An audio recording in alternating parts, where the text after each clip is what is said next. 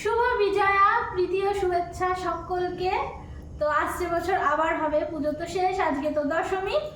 তো আজকে দশমীর দিনে আমরা যাচ্ছি ঘুরতে, কারণ আমাদের এবারকার পুজোটা একদমই ভালো গেল না, ঘোরাও হয়নি সেইভাবে।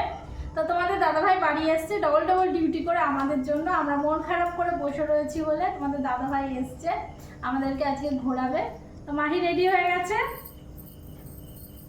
আর দেখো আমি রেডি হয়ে গেছি। মাহির তো শরীর ভালো না, সেরকম জ্বর ছিল, একটু সুস্থ হয়েছে। আজকে নাচের প্রোগ্রাম ছিল, সেটাকেও ক্যান্সেল করা হয়েছে। তো যাই হোক, ওর পায়েও ব্যথা, তাও মেয়েকে নিয়ে যাচ্ছে, ওর মনটা খারাপ এই জন্য।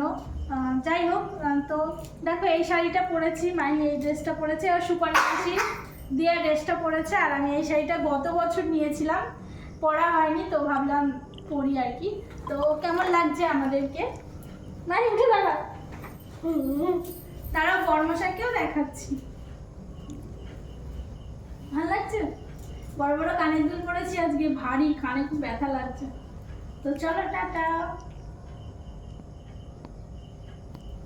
চলো দুটো ছবি তুলো।